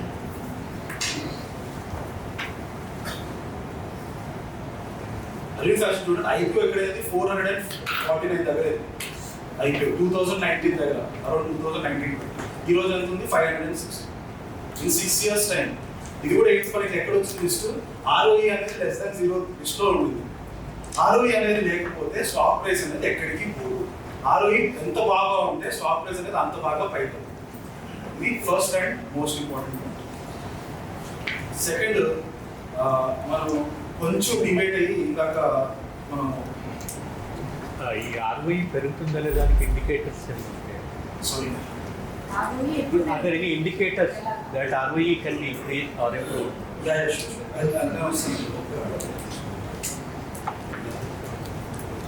ఆ తర్వాత మెషిన్స్ కొన్నాను 4 lakhs. ఆ తర్వాత నాకు క్యాష్ ఒక 2 lakhs ఉంది. కరెక్ట్. అండ్ బిజినెస్ చేయడంలో నేను రెవెన్యూ ఒక 6 lakhs సంపాదించాను. కరెక్ట్. రా మెటీరియల్స్కి 1 lakh ఖర్చు అయింది, లేబర్కి ఇంకో 1 lakh ఖర్చు అయింది. నాకు ఓవరాల్ ప్రాఫిట్ 4 lakhs వస్తుంది. సో ప్రతి బిజినెస్ కూడా ఇదే స్టాండర్డ్ మోడల్ ఉంటుంది. మీరు ఎంత క్యాపిటల్ పెట్టారో ఆ క్యాపిటల్ పెట్టి ఏ మెషిన్స్ గూడ్స్ కొన్నారో దాని నుంచి ఏ రా మెటీరియల్స్ ఇచ్చారో ఆ రా మెటీరియల్స్ నుంచి రెవెన్యూ అమ్మాక ఎంత రెవెన్యూ చేశారు ఆ రెండు సపరేట్ చేస్తే ప్రాఫిట్స్. ఇప్పుడు ఈ రెండింటికి కొంచెం తేడా ఉంది. ఏంటంటే రా మెటీరియల్స్ లేబర్ అనేది ప్రతి సంవత్సరం ప్రతి నెల మీకు రెగ్యులర్గా అయ్యే ఎక్స్పెండిచర్. కానీ ల్యాండ్ లీజ్ మెషిన్స్ అనేది ఒక 5 years 10 years long period long టర్మ్లో ఉండే యాసెట్స్. కరెక్ట్. సో అందుకనే ఈ స్టేట్మెంట్ దాన్ని సపరేట్ చేస్తుంది. దీన్ని మనం బ్యాలెన్స్ షీట్ అని అంటాం. ఈ స్టేట్మెంట్ ని మనం ప్రాఫిట్ అండ్ లాస్ అంటాం. ఓకే, బ్యాలెన్స్ షీట్ అని ఎందుకు అంటారంటే రైట్ సైడ్ ఇక్కడ టోటల్ ఎంత వస్తుంది? నాకు 10 lakhs వస్తుంది. Left side land is 4 lakhs పెట్టా, మెషిన్స్ 4 lakhs పెట్టా, ఇంకో 2 lakhs క్యాష్ ఉంది. సో ఈ లెఫ్ట్ లో ఉన్న 10 lakhs రైట్ లో ఉన్న 10 lakhs రెండు బ్యాలెన్స్ అవుతాయి, దాని బ్యాలెన్స్ షీట్ రైట్. అండ్ ఇప్పుడు మీరు ఒకవేళ మీరు కంపెనీ స్టార్ట్ చేస్తారు 10 లక్షలు పెట్టి, దాని మీద మీకు 10 లక్షలు సరిపోవట్లేదు. సోప్ మ్యానుఫ్యాక్చరింగ్ లోనే నేను లిక్విడ్ సోప్ తయారు చేయాలనుకుంటున్నాను. దానికోసం కొన్ని స్పెషలైజ్ మెషినరీ కావాలి. సో ఆ స్పెషలైజ్ డెట్కి ఈక్విటీకి తేడా ఏంటి? బ్యాంక్ దగ్గర అప్పు తెచ్చుకుంటే ప్రతి నెల వడ్డీ కట్టాలి. రైట్. వడ్డీ కట్టకపోతే వాళ్ళు వీటి మీద వస్తారు. రైట్. రెగ్యులర్గా వడ్డీ కట్టేదాన్ని మనం డెట్ అన్నాం. ఈక్విటీ అంటే నేను 10 లక్షలు పెడితే కంపెనీ నాకు రెగ్యులర్గా డబ్బులు వేయాల్సిన అవసరం లేదు. కంపెనీ నాకు డబ్బులు ఇట్లేదని వెంటనే కూర్చోండి. నేను ఏం చేస్తాను, 1 yearలో నా కంపెనీ బాగా రన్ అవ్వచ్చేమో, 1 yearలో ప్రాఫిట్ రావచ్చేమో, 2 yearsలో ప్రాఫిట్ రావచ్చు. కానీ డెట్ బ్యాంక్ వాళ్ళు వెయిట్ చేయాలి. మీకు ఇచ్చిన తర్వాత ఆ మంత్ ఎండింగ్కి ఫస్ట్ ఇంట్రెస్ట్ కోసం వచ్చేస్తుంది. రైట్. సో డెట్కి ఈక్విటీకి అది తేడా. సెకండ్ ఇంకోటి అర్థం చేసుకోవాల్సింది ఏంటంటే సిఏ వాళ్ళు మన లైఫ్ కొంచెం కాంప్లికేట్ చేయడానికి మనం స్టార్ట్ చేసే బిజినెస్ ని మనల్ని ఈ రెండు సపరేట్ ఎంటిటీస్ అని అంటారు. సో మీరు పెట్టే బిజినెస్ మీ యొక్క పిల్లలు లాంటిది. మీరు పుట్టించారు కాబట్టి ఇది నాదే అని అన్నది. వాళ్ళు ఓన్ ఇండిపెండెంట్ లైఫ్ ఎలా ఉంటుందో అలా బిజినెస్ కి తన ఓన్ ఇండిపెండెంట్ ఐడెంటిటీ అనేది ఉంటుంది. సో అందువల్ల మీరు బిజినెస్ లో 10 lakhs పెట్టినప్పటికీ బిజినెస్ ప్రకారం ఆ 10 lakhs మీకు తిరిగి ఇచ్చారు దానికి, కరెక్ట్? సో అందుకనే వీటన్నిటిని కలిపి మనం లైబిలిటీస్ అన్నాం. లైబిలిటీస్ అంటే ఆ business that business is liable to pay back. ఒకటి, that business is liable to pay back 10 lakhs of your equity. Second, that business right side మనకి P&L ఉంది. P&L లో ఇంకొంచెం పెంచుకుంటూ వెళ్తామండి. సో ఫస్ట్ ఏమో మనకి రెవెన్యూ ఉంటుంది. రెవెన్యూలో నా కాస్ట్ ఏమో ఒకటి వచ్చి నా రా మెటీరియల్స్, ఇంకోటి వచ్చి నా లేబర్, రైట్? ఇప్పుడు మీరు మెషిన్స్ కూడా వాడాలి. మెషిన్స్ కాకపోతే 17 వస్తుంది, కానీ మెషిన్స్ కూడా ఖర్చే కదా మీకు. అల్టిమేట్గా మెషిన్ కూడా అదొక ఎక్స్పెన్సే కదా. ఈ సంవత్సరం నేను మెషిన్ రెవెన్యూలో నా రెవెన్యూ 6 lakhs అనుకున్నాను, కాస్ట్ 2 lakhs అంటే 4 lakhs మిగిలింది. 4 lakhs లో నేను 5 lakhs మెషిన్ ఖర్చు తగ్గించేసాను అనుకో, అప్పుడు ఏమవుతుంది? నేను 1 lakh లాస్లోకి వెళ్ళిపోతానా, రైట్? సో అలా చూపిస్తే ప్రతి బిజినెస్ స్టార్టింగ్ లోనే ఇమ్మీడియట్ గా లాస్లోకి వెళ్ళిపోతుంది. కాబట్టి ఏమవుతుందంటే సీఎం వాళ్ళు ఏమంటారంటే ఈ మెషిన్ 10 సంవత్సరాలు మీరు వాడుకోవచ్చు, 4 lakhs పెట్టి కొన్నారు కదా, 10 years వాడుకోవచ్చు. సో దాన్ని ఏం చేస్తారంటే 10 years ప్రతి సంవత్సరం 40,000 మీ ఖర్చులు తగ్గించుకున్నాం, రైట్? దాన్ని ఇంగ్లీష్ లో మనం డెప్రిసియేషన్ అని పదం పెట్టాం. డెప్రిసియేషన్ వర్డ్ అర్థమైంది కదా. మీరు లాంగ్ పెద్ద ఆసెట్ ఒకటి కొన్నారు, దాని ఆసెట్ మీకు 10 years యూజ్ ఉంటుంది, కానీ మీరు ఆ మొత్తం ఆసెట్ పెట్టిన ఖర్చు కదా, దాన్ని మనం డెప్రిసియేషన్. అదే విధంగా మనం బ్యాంక్ దగ్గర డెట్ తీసుకున్నాం, అప్పు తీసుకున్నప్పుడు దానికి ప్రతి నెల వడ్డీ కట్టాలి కదా, ఆ వడ్డీ కట్టడాన్నే మనం ఏమంటాం? ఇంట్రెస్ట్ అని అంటాం కదా. ఇది కూడా నా రెవెన్యూలో తగ్గించుకోవాలి కదా. నేను సోప్స్ అమ్మినప్పుడు వచ్చిన నా రెవెన్యూలో ఆ soaps manufacture raw material cost అవన్నీ తగ్గించుకున్న తర్వాత, సెకండ్ డెప్రిసియేషన్ తగ్గించుకున్న తర్వాత, థర్డ్ నేను మ్యానుఫ్యాక్చర్ చేయడానికి తీసుకొచ్చిన అప్పు మీద వడ్డీ కూడా తగ్గించుకోవాలి కదా. అది రెగ్యులర్గా ఎవ్రీ మంత్ కడుతూ కదా, రైట్? సో దాన్ని ఇంట్రెస్ట్ తగ్గించడం. ఫైనల్ గా గవర్నమెంట్ పే చేసే ట్యాక్స్ తగ్గించుకున్నాక నాకు మిగిలేది ప్రాఫిట్స్. ఈ P&L స్టేట్మెంట్ అర్థం కదండి, సింపులే కదా. రెవెన్యూలో మ్యానుఫ్యాక్చర్ అయిన దాని కాస్ట్, అలాగే పెద్ద అసెట్స్ ఒక డెప్రిసియేషన్, ఆ తర్వాత ఇంట్రెస్ట్, ఆ తర్వాత ట్యాక్స్, ఫైనల్ గా ప్రాఫిట్ వస్తుంది. ర్యాండమ్ గా ఒక ఎగ్జాంపుల్, అపోలో హాస్పిటల్స్ మనందరికి బాగా తెలిసిన కంపెనీ.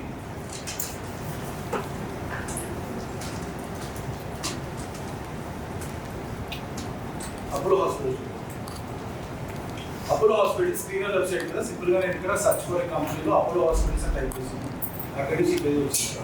ఈ పేజ్ కిందకి వచ్చారంటే మీకు ప్రాఫిట్ అండ్ లాస్ స్టేట్మెంట్ కనిపిస్తుంది. 2025లో చూడండి, 2025లో అపోలో హాస్పిటల్ సేల్స్ అనేది 21,794 crores. దాని తర్వాత ఎక్స్పెన్సెస్, ఇందాక మనం చూసాం కదా, రా మెటీరియల్, లేబర్, సేమ్ అదే ఎక్స్పెన్సెస్, రైట్? Apollo hospital 1505. ఇది ఇందాక మనం అనుకున్నది రెండు మ్యాచ్ చేయగలుగుతున్నాను, రైట్? రెవెన్యూ, దాంట్లో నుంచి రెవెన్యూ వచ్చి మీ సేల్స్, దాంట్లో నుంచి మీ ఎక్స్పెన్సెస్, ఆ తర్వాత డెప్రిసియేషన్, ఆ తర్వాత ఇంట్రెస్ట్, ఆ తర్వాత ట్యాక్స్, రైట్? ఇదే మనం ఇందాక డిస్కస్ చేస్తాం. Revenue minus cost minus depreciation minus interest minus tax, final గా నాకు profit. Sir, what about the 2 lakhs cash? Did we keep guidance, sir? Sorry? Or do we remind 2 lakhs cash there in the previous exam? 2 Yeah. lakhs cash. ఆ 2 lakhs cash తో నేను raw material level కొంటున్నాను.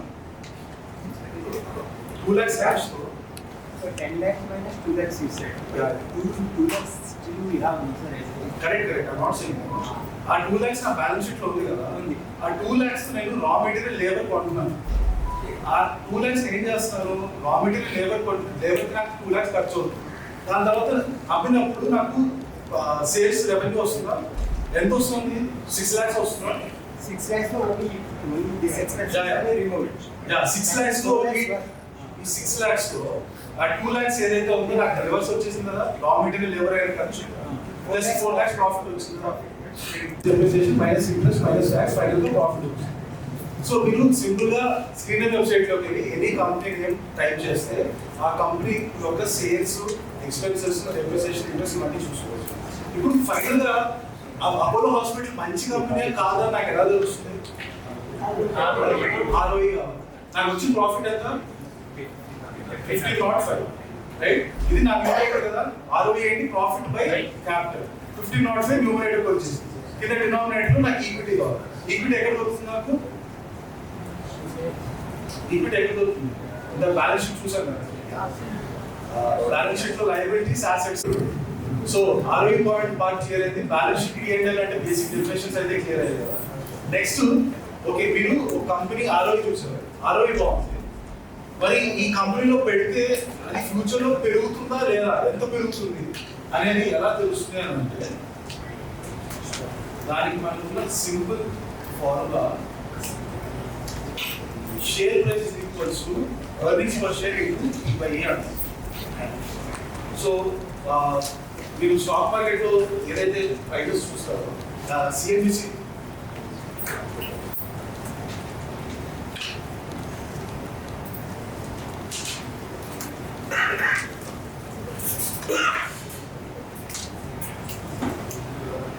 లో మీకు కింద scrolling చూస్తారు కదా, అక్కడ స్టాక్ ప్రైస్ కనిపిస్తుంది. సో ఆ 3M స్టాక్ ప్రైస్ చూడండి 35,885, రైట్? నేను ఏం చేస్తానంటే స్క్రీనర్ వెబ్సైట్ వెళ్తాను. స్క్రీనర్ వెబ్సైట్ లో 3M కంప్లీట్ అయిపోతుంది. So internet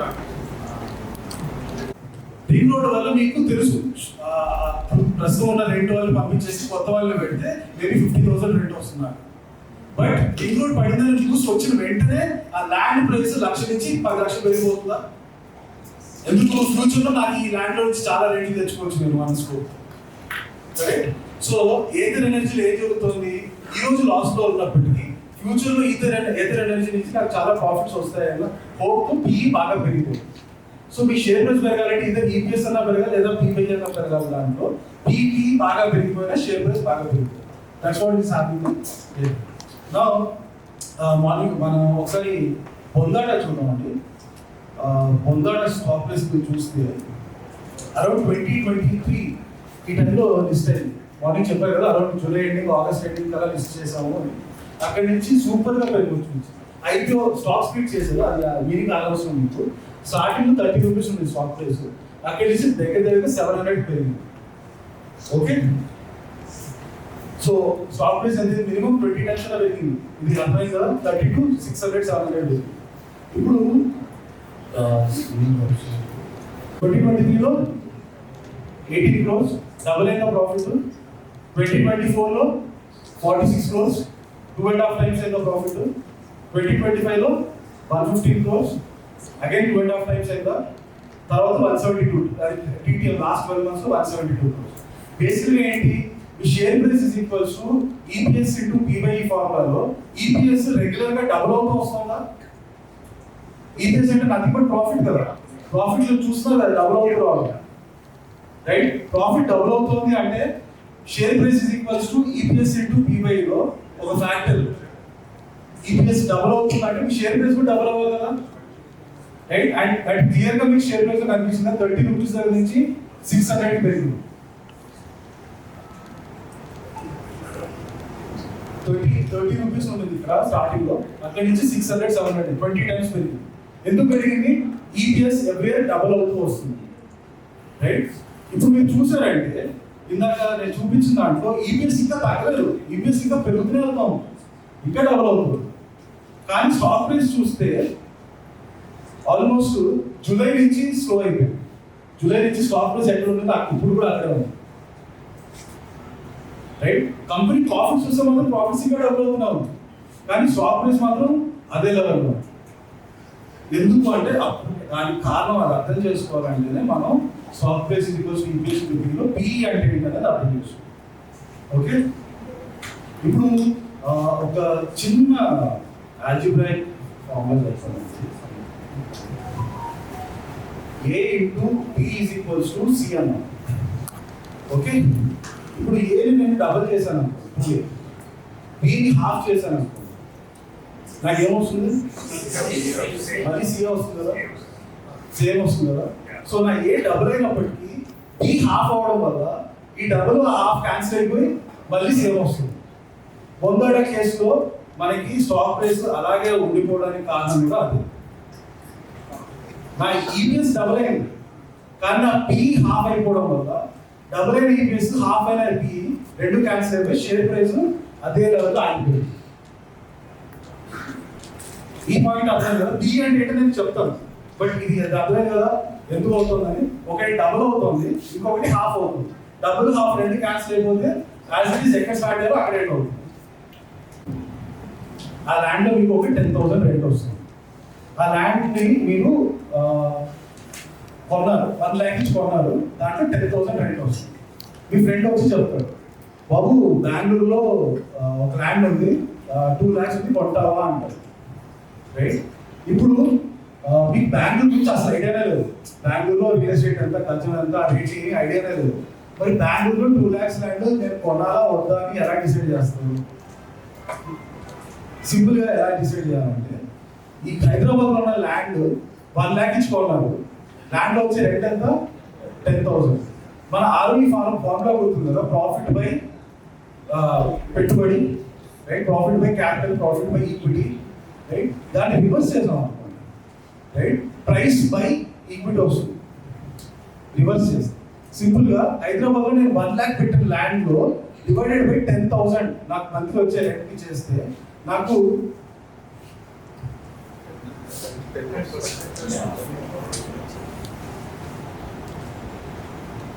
1 lakh land price, దాంట్లో నాకు 10K రెంట్ వస్తుంది. అంటే నాకు ఎంత వస్తుంది టోటల్ గా 10 times.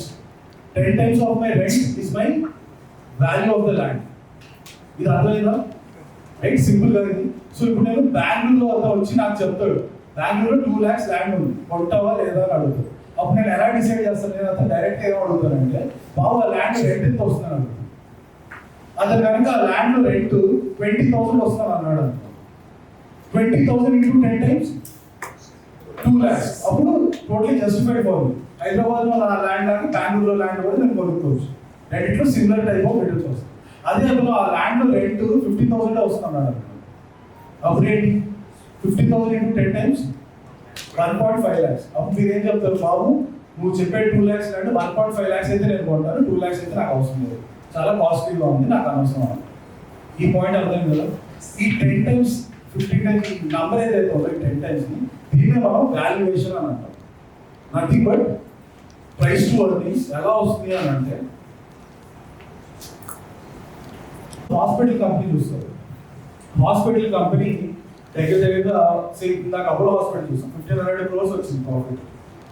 దాంతో పాటు పక్కన ఒక ఆటోమొబైల్ కంపెనీ చూసారు, ఆ ఆటోమొబైల్ కంపెనీ 10,000 crores ప్రాఫిట్ వచ్చింది.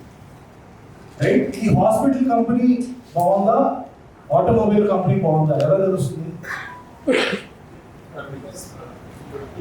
హాస్పిటల్ కంపెనీలో నాకు 2,000 crores ప్రాఫిట్ వచ్చింది, ఆటోమొబైల్ కంపెనీలో నాకు 10,000 crores ప్రాఫిట్ వచ్చింది. రైట్? ఈ రెండు కంపెనీస్ లో ఏ కంపెనీ బాగుందా లేదా ఏ కంపెనీ మంచిదని నాకు ఎలా తెలుస్తుంది? ఆర్ఓఈ చూస్తాం. రైట్? ఆర్ఓఈ ఒక రకంగా చూస్తాం. ఇంకో రకంగా ఏంటంటే, ఈ కంపెనీ ఒక హాస్పిటల్ కంపెనీ ఈ రోజు నేను కొనేయాలి అని అంటే దాని వాల్యూ సే 10 lakhs అన్నారు, సారీ 1,000 crores అన్నారు. Let's say hospital company profit 200 crores. Right? అదే ఇంకో ఆటోమొబైల్ కంపెనీ ఉంది, automobile company per annum 1,000 crores profit, అది కొనాలంటే 10,000 crores అన్నారు అనుకోండి. అప్పుడు ఎంత పే చేస్తాను నేను? నాకు వచ్చిన ప్రాఫిట్ కి 10 times పే చేస్తాను.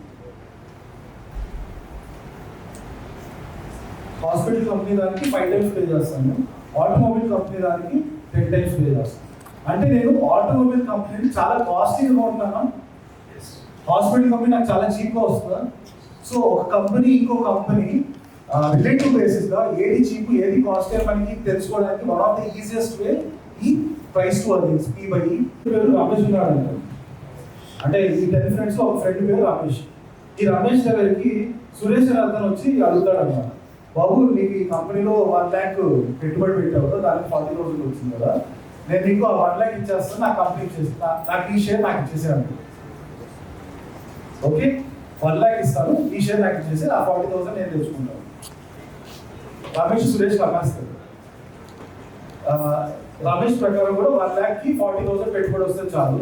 సురేష్ మైండ్ సెట్ కూడా 1 lakh నాకు 40,000 పెట్టుబడి వస్తే చాలు అని ఇద్దరు హ్యాపీ ఫీల్ అవుతారు. కాబట్టి ఈ రమేష్ రాజు సురేష్ కి 1 lakh కి తన షేర్ అమ్మేస్తారు. సురేష్ పొద్దున కొంటాడు రమేష్ దగ్గర నుంచి 1 lakh ఇచ్చి ఆ కంపెనీలో ఒక షేర్ కొంటాడు. మధ్యాహ్నానికి ఏం తెలుస్తుందంటే ఈ కంపెనీ ఇప్పుడు వరకు సోప్స్ ఆంధ్ర తెలంగాణలో అమ్ముతుంది. నెక్స్ట్ ఇయర్ నుంచి ఈ కంపెనీ తమిళనాడు కర్ణాటకలో కూడా సోప్స్ అమ్మడం ఎక్స్పాండ్ చేస్తున్నా అంటారు. అప్పుడు అలా ఎక్స్పాండ్ చేస్తే నాకు వచ్చే ప్రాఫిట్స్ డబుల్ అయిపోతే 80,000 అవుతుంది 40,000 కదా. ఓకే, సో ఇప్పుడు వరకు 40K ఏదైతే ఉందో నెక్స్ట్ అది 80K అవుతుంది. రైట్, సో ఇంతకుముందు సురేష్ ఏదైతే 1 lakh కొన్నాడో నెక్స్ట్ సురేష్ గారికి మహేష్ వచ్చి నాకు ఇచ్చేసి ఆ 1 lakh నేను ఇస్తాను, నాకు ఇచ్చేసి ఆ కంపెనీ షేర్ అంటే సురేష్ ఇస్తాడా ఇవ్వడు? సురేష్ ఇవ్వడు. ఎందుకు ఇవ్వడు అంటే సురేష్ ఆ కంపెనీలో నేను 1 lakh పెడితే దాని నుంచి 40,000 వస్తుందని చెప్పి నేను 1 lakh పెట్టాను. కానీ ఎండ్ ఆఫ్ ది ఇయర్ ఎప్పుడైతే మీరు కర్ణాటక తమిళనాడుకి ఎక్స్పాండ్ చేస్తాను అంటున్నారో ఇమీడియట్ గా కంపెనీ ప్రాఫిట్స్ 80,000 ఇంకా 40K. ఈ పాయింట్ అర్థం కదా. సో 1/0.4 రఫ్లీ మీకు సే ఎంత అవుతుంది, ఒక 2.5 times అవుతుంది. 2/4 40 2 lakhs by 40 కి మీకు 5x అవుతుంది. 2 lakhs by 18 కి మీకు 2.5 times అవుతుంది. సో ఈ ప్రాసెస్ ఏం జరిగింది, ఇనిషియల్ గా కంపెనీలో ఉన్న ఒక షేర్ యొక్క వాల్యుయేషన్ 2.5 times ఉంది. ఎప్పుడైతే సోప్స్ నెక్స్ట్ ఇయర్ నుంచి కర్ణాటక తమిళనాడు అమ్ముతారు అంటున్నారో ఆ వాల్యుయేషన్ 2.5x నుంచి 5x పెరిగింది. అక్కడి నుంచి మళ్ళీ ఎవెన్చువల్గా 1 year తర్వాత ఎప్పుడైతే ఆ ప్రాఫిట్స్ మీరు చెప్పిన డబుల్ ప్రాఫిట్స్ అవుతుందో డినామినేటర్ కూడా పెరుగుతుంది కాబట్టి 5x వస్తే మళ్ళీ బ్యాక్ 2.5x అవుతుంది. ఇక్కడ మీరు చూసారంటే వాల్యుయేషన్ ఫస్ట్ 0 నుంచి పైకి వెళ్ళి మళ్ళీ అక్కడి నుంచి మళ్ళీ 0 లెవెల్కి వచ్చింది. రైట్, వాల్యుయేషన్స్ అనేది ఎప్పుడైనా సరే PE ఎప్పుడైనా సరే ఇలా పైకి కిందకి కరువులో మూవ్ అవుతుంది. అల్టిమేట్ గా సెంటర్ లో ఒక లైన్ దగ్గరికి వచ్చి జాయిన్ అవుతుంది. ఒక ర్యాండమ్ కంపెనీ ప్రైస్ లో మీరు చూసారంటే కింద నుంచి పైకి వెళ్తుంది, పైకి కింద వస్తుంది, కింద కొన్ని రోజులు మళ్ళీ పైకి కిందకి పైకి కిందకి పైకి కింద. అల్టిమేట్ గా ఈ సెంట్రల్ లైన్ అనే దాన్ని మీన్ లైన్, ఆ మీన్ లైన్ కి దగ్గరకు వస్తుంది. కింద మనం చూసిన కంపెనీలు ఏమైంది, సోప్స్ అనే కంపెనీ ఫస్ట్ 2.5 times వాల్యుయేషన్ ఉంది. ఆ తర్వాత కర్ణాటక తమిళనాడులో అమ్ముతున్నారంటే ఇమీడియట్ గా దాని వాల్యుయేషన్ 5x పెరిగింది. ఎండ్ ఆఫ్ ది ఇయర్ ఆ ప్రాఫిట్స్ వచ్చిన తర్వాత ఆ వాల్యుయేషన్ మళ్ళీ స్లోగా 2.5x వచ్చేస్తుంది. ఇది అర్థమవుతుందా? సో మీరు ఎప్పుడైతే రింగ్ రోడ్ ఎగ్జాంపుల్ చూసి మొదట IPO వచ్చిన తర్వాత నుంచి PE ఇలా పైకి వెళ్ళి ఇప్పుడు బ్యాక్ టు ఇలా వచ్చింది. మీరు ఇలా చూసారు కదా, stock price is equals to EPS to PE. EPS చూస్తే పొందడానికి రెగ్యులర్ ఎవ్రీ డబుల్ అవుతుంది. కానీ ఎందుకు స్టాక్ ప్రైస్ అలా డబుల్ అవ్వకుండా వచ్చి లాస్ట్ 2 years ఇలా ఆగిపోయింది అని అంటే దానికి కారణం ఈ స్టాక్ ప్రైస్ ఇక్కడ పైకి వచ్చి ఇలా ఆగిపోవడానికి కారణం ఈ PE చూస్తే ఈ పై నుంచి అది PE హాఫ్ అయిపోయింది. ఈ EPS డబుల్ అవుతున్నప్పటికీ PE హాఫ్ అయిపోవడంతో స్టాక్ ప్రైస్ అదే లెవెల్లో ఆగిపోయింది. This part is clear. I think since this is a ratio, okay, that is up. So actual valuation very but again, దాని valuation తగినట్టుగా earnings కూడా stabilize అయిపోయింది. This is what you mean to say, right? So ఇందాక నేను చూపించాను C is equals to A into B అని పెట్టుకుంటే A double అయింది, B హాఫ్ అయింది. రైట్, A డబుల్ అయింది, B EPS డబుల్ అయింది, కానీ B హాఫ్ అయింది. ఏమవుతుంది, డబుల్ హాఫ్ రెండు క్యాన్సిల్ అయిపోయి మళ్ళీ బ్యాక్ టు C వస్తుంది. సో పొందాడలో EPS డబుల్ అయింది. EPS చూడండి ఎవ్రీ ఇయర్ డబుల్ అవుతూనే వెళ్తుంది. రైట్, కానీ P మాత్రం ఈ గ్రాఫ్ లో చూడండి హాఫ్ అయిపోయింది. మీకు ఇది స్క్రీన్ వెబ్సైట్ ఆన్లైన్ మళ్ళీ రైట్ వెబ్సైట్ మీకు కనిపిస్తుంది. P హాఫ్ అయిపోయింది, EPS డబుల్ అయింది, P హాఫ్ అయింది. So EPS double, P half, double half cancel అయిపోయి స్టాక్ ప్రైస్ అదే లెవెల్లో స్టెబిలైజ్ అయింది. రైట్, సో మీకు మార్నింగ్ వచ్చినప్పుడు ఐ థింక్ ఈ సైడ్ అలాగే కంపెనీ మొత్తానికి కలిసి అందరూ కలిసి 10 లక్షలు పెట్టారు. డివైడెడ్ బై 10 వేస్తే ఒక్కొక్కరు 1 lakh పెట్టారు. అలాగే కంపెనీ మొత్తం కలిపి ఒక వాల్యూ ఉంటుంది. సేమ్ 20 lakhs ఇచ్చేస్తే నాకు మొత్తం company అమ్మేస్తాం.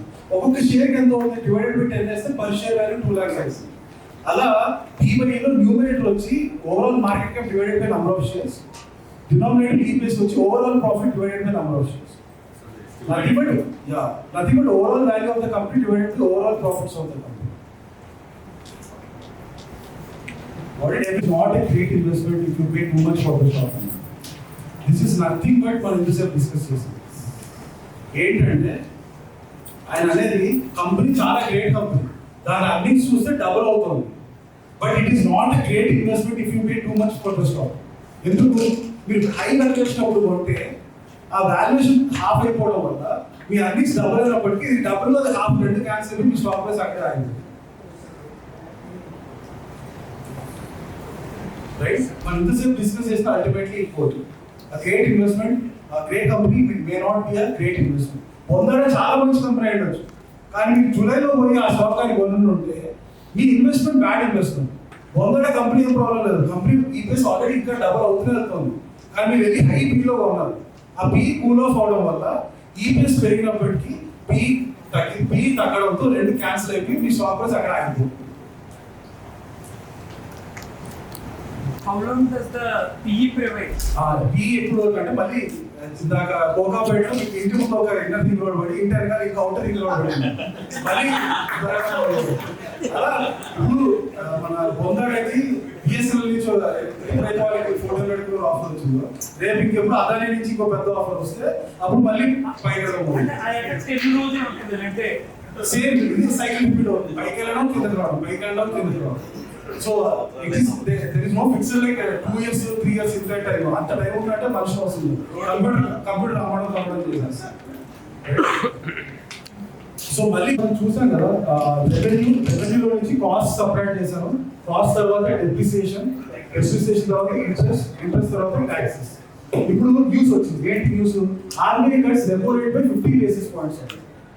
RBI repo rates 50 basis points cut చేస్తే సెన్సెక్స్ ఎందుకు 750 points పడింది? సో నా share price ultimately everything I link to the only formula share price is equals to EPS into PB.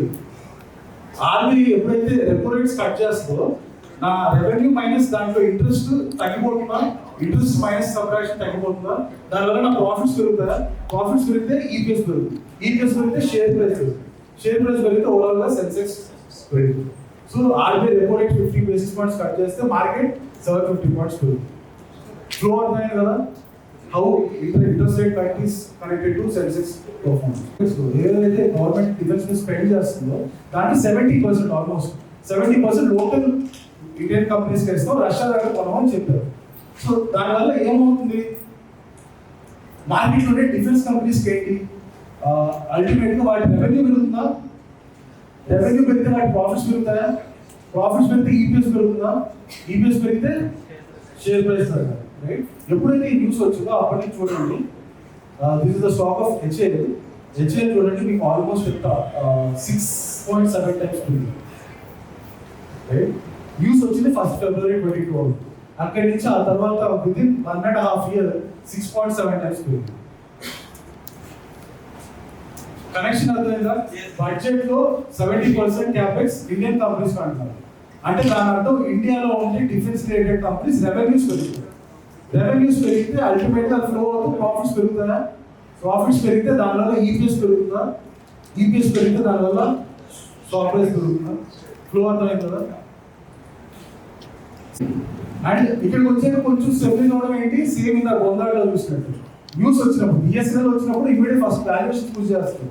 ఎవెన్చువల్గా earnings వచ్చి catch up అయిపోయినప్పుడు అక్కడ వాల్యుయేషన్స్ అర్నింగ్స్ డబుల్ అయినప్పటికీ valuations half అయ్యి stock price అదే లెవెల్ అయ్యింది. అలా స్లోగా స్టెబిలైజ్ అవుతుంది. సిమిలర్లీ బడ్జెట్ 2023లో రైల్వేస్ మీద క్యాపిటల్ ఎక్స్పెండిచర్ 2.4 lakh crores ఉంది. రైల్వేస్ మీద 2.4 lakh crores క్యాపిటల్ ఎక్స్పెండిచర్ అంటే అప్పుడు మీరు ఏం చేయాలి? ఇమీడియట్ గా స్టాక్ మార్కెట్ లో రైల్వే కంపెనీస్ ఏమేమి ఉన్నాయో చూడాలి. ఇది చూసారంటే త్రిదాగర్ రైల్ సిస్టమ్స్. ఇది ఏంటంటే మన బోగిలు తయారు చేస్తారు, రైల్వే బోగిలు తయారు చేసి ఈ కంపెనీ రైల్వే మీద 2,40,40 కోట్లు క్యాపెక్స్ పెడతారంటే one of the biggest beneficiaries బోగి తయారు చేసే కంపెనీ అవుతుంది కదా. న్యూస్ వచ్చినప్పటి నుంచి ఆ తర్వాత ఇమీడియట్ విత్ ఇన్ 1 year లో మీరు పెట్టిన డబ్బులు 7 times పెరిగింది. మీరు 1 crore పెట్టుకుంటే 7 crores అయింది. ఆ న్యూస్ సింపుల్ గా news paper headlines railway budget 7 crores 2.4 lakh crores పెంచుతున్నారు. అంటే మీకు న్యూస్ పేపర్ హెడ్లైన్ తీసుకుని మీరు చేయాల్సిన రైల్వే స్టాక్స్ ఏమి ఉన్నాయి దాంట్లో చూస్తే ఈ కంపెనీ ఏం చేస్తుంది బోర్గిల్ తయారు చేస్తుంది. కళ్ళు మూసుకుని అటు డబ్బులు పెట్టుకుంటే విత్ ఇన్ 1 year 7 times పెరుగుతుంది. స్టాక్స్ పెరిగింది అన్ని 5 times 6 times 7 times. ఇక్కడ రైల్వే స్టాక్స్ చూడండి తీతాగర్ రైల్ వికాస్ నిగమ్ అంటే ఆల్ 7 times 8 times అన్ని సిమిలర్ గా పెరుగుతాయి. ఎనీ ఇండస్ట్రీ వైడ్ న్యూస్ ఒకటి వస్తే ఇలాంటి బడ్జెట్ న్యూస్ పెద్ద న్యూస్ వస్తే స్టాక్స్ అన్ని సేమ్ టైం 6 times 7 times పెరుగుతాయి. Right next global news Trump ఏప్రిల్లో తిరుగుతారని చెప్పి ఇండియన్ తారీఫ్ అన్నారు. రైట్ సో తారీఫ్ అన్న వెంటనే మార్కెట్ ఇమీడియట్ గా క్రాష్ అయింది. ఎందుకు ఇండియా నుంచి ఏవైతే మనం యూఎస్ అమ్ముతామో వాటి మీద రేట్లు పెరిగిపోతాయి. అవి రేట్లు పెరిగిపోతే ఏమవుతుంది అమ్మకాలు తగ్గిపోతాయి కొనేవాళ్ళు తగ్గిపోతారు. కొనేవాళ్ళు తగ్గిపోతే మీ బిజినెస్ కి రెవెన్యూస్ తగ్గిపోతుందా రెవెన్యూస్ తగ్గితే మీ ప్రాఫిట్స్ తగ్గుతాయా ప్రాఫిట్స్ తగ్గితే మీ ఈపీఎస్ తగ్గుతుందా ఈపీఎస్ తగ్గితే షేర్ ప్రైస్ తగ్గిపోతుంది. అందుకని స్టాక్ మార్కెట్ క్రాష్ అవుతుంది. ఈ ఫ్లో అర్థమవుతుంది అన్నిటికీ అదే ఫ్లో ఇంత ఇంట్రెస్ట్ రేట్ తర్వాత డిఫెన్స్ రైల్వే ఇప్పుడు ఈ తారీఫ్. సో సిమిలర్ గా stock market value on US ఇది రైట్ తీసుకుంది. ఫైనల్ గా ఇంకో కాన్సెప్ట్ ఏంటంటే పోస్ట్ అర్నింగ్ 730 నుంచి 1200 విత్ ఇన్ 20 days పెరిగింది. ఒక company share price is equals to EPS into py. EPS మీద మార్కెట్ ఒక ఎక్స్పెక్టేషన్ ఉంది. సడన్ గా ఈపీఎస్ 60% పెరిగిపోయింది. ఏమవుతుంది షేర్ ప్రైస్ టపా పెరిగిపోయింది. 750 నుంచి 1250 టప్ 20 days లో పెరిగింది. ఇది అన్ని సర్ప్రైజ్. అందుకని ప్రతి క్వార్టర్ రిజల్ట్స్ వచ్చినప్పుడు ఆ క్వార్టర్ లో ఏ కంపెనీ ఎలా ప్రాఫిట్స్ వస్తుంది ఏ కంపెనీ సర్ప్రైజ్ ఇచ్చాయని చూడడం చాలా ఇంపార్టెంట్. ఒకసారి ఒక కంపెనీ అన్ని సర్ప్రైజ్ ఇస్తే కళ్ళు మూసుకుని ఆ stock price with in 20 days చాలా ఫాస్ట్ పెరుగుతుంది. అండ్ ఆల్సో ఇక్కడ నుంచి ఇంకా పెరుగుతుంది ఎందుకంటే వాళ్ళు ఈ క్వార్టర్ కదా ఫ్యూచర్ క్వార్టర్స్ ఇలాగ బాగా పర్ఫార్మ్ చేస్తారు ఎక్స్పెక్టేషన్స్ తో ఉంటారు. అంటే పీఈ పెంచుతుంది. Right share price equals to EPS into PE లో ఇది ఈపీఎస్ పెరగడం వల్ల స్టాక్ ప్రైస్ ఇలా పెరిగిపోయింది. నెక్స్ట్ ఇక్కడ నుంచి పీఈ పెరిగిపోతుంది. పీఈ పెరగడం వల్ల మళ్ళీ స్టాక్ ప్రైస్ పెరుగుతుంది.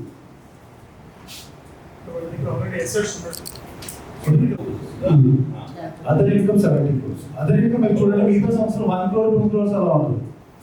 ఆ ఒక్క ఇయర్ 70 crores అంటే ఏదో ల్యాండ్ అమ్మడం ఏదో చేసి అలా తెచ్చుకున్నారు. So that is not from core business operation.